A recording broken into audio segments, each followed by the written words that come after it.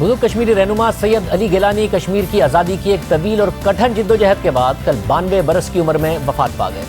بھارتی قابض انتظامیہ نے زبردستی حریت رہنما کی میت کو اپنی تحویل میں لے کر رات کے اندھیرے میں ان کی تدفین کر دی۔ کشمیر میڈیا سروس کے مطابق سید علی گیلانی کے اہل خانہ چاہتے تھے کہ ان کی تدفین سری نگر کے شہداء قبرستان میں کی جائے، مگر بھارتی حکام نے ممکنہ احتجاج کے خوف سے سید علی گیلانی کو ان کے گھر سے چند میٹر دور حیدر پورہ میں دفن کر دیا۔ سید علی گیلانی کے سیاسی نمائندے عبداللہ گیلانی کا اپنے ویڈیو بیان میں کہنا تھا کہ قابض انتظامیہ نے گھر والوں پر تشدد کر کے مرحوم رہنما کی میت اپنے قبضے میں لے لی تھی۔ قابض انتظامیہ نے درندگی اور سفاکیت کی انتہا کر دی۔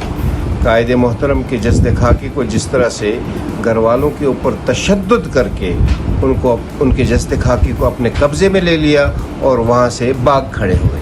اب یہ پتہ نہیں ہے کہ انہوں نے ان کی تدفین کہاں پہ کی ہے۔ یہ تو معلوم ہے کہ انہوں نے زبردستی کچھ لوگوں کو لا کے پاس ہی میں قریب میں جو جامع مسجد حیدر پورہ کی ہے اس کے احاطے میں قبر تو کھدوائی تھی۔ صرف یہی نہیں، قابض بھارتی افواج نے کشمیریوں کو سید علی گیلانی کے جنازے میں شرکت سے روکنے کے لیے پوری مقبوضہ وادی میں کل ہی ہائی الرٹ نافذ کر دیا تھا۔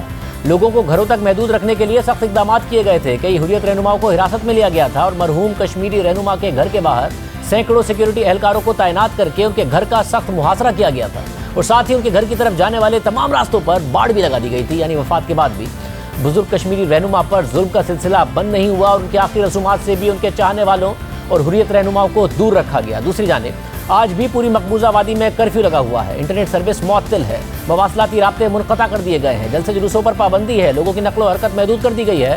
سری نگر میں ڈرونز اور ہیلی کاپٹرز کے ذریعے فضائی نگرانی کی جا رہی ہے۔ سید علی گیلانی کے گھر کے باہر اب بھی سخت سیکیورٹی حصار قائم ہے۔ بی بی سی کے نمائندے ریاض مظہور نے اپنی رپورٹ میں مزید تفصیلات بتائی۔ کل رات انتقال کرنے والے وادی کے سب سے عمر رسیدہ علیحدگی پسند رہنما سید علی گیلانی کی رہائش گاہ اسی راستے پر صرف آدھے کلومیٹر کے فاصلے پر واقع ہے، لیکن یہی شاہراہ وادی کے واحد ہوائی اڈے کی طرف بھی جاتی ہے۔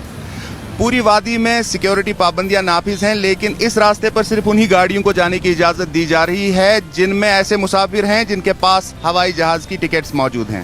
سید علی گیلانی کو پولیس اور سول انتظامیہ کی ہدایت پر راتوں رات وہیں پر حیدر پورہ کے مقامی علاقے میں ایک مقامی مسجد کے احاطے میں دفن کیا گیا، اور تدفین کے دوران یہ الزامات بھی اب سامنے آ رہے ہیں کہ ان کے جو اہل خانہ ہیں انہیں پوری طرح سے آخری رسوم کی ادائیگی کی اجازت بھی نہیں دی گئی اور زبردستی ان سے ان کی لاش چھینی گئی اور انہیں فوراً جو ہے آج صبح ہونے سے پہلے ہی دفنایا گیا۔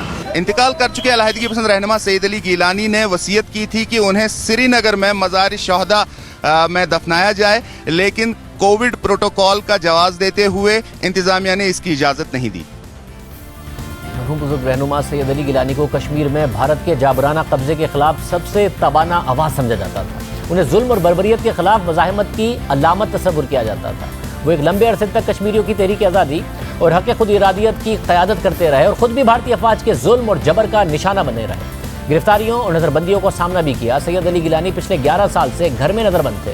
کل جب ان کا انتقال ہوا تو تب بھی وہ نظر بند تھے اور کئی ماہ سے بیمار بھی تھے۔ جدوجہد آزادی کے دوران انہوں نے اپنی زندگی کے 10 قیمتی سال جیل میں گزارے، مگر کبھی اپنے مقصد سے 1 انچ بھی پیچھے نہ ہٹے اور مظلوم کشمیریوں کی آواز بنے رہے، پاکستان کو اپنی منزل قرار دیتے رہے اور وہ نعرہ لگاتے تھے کہ پاکستان ہمارا ہے، ہم پاکستانی ہیں۔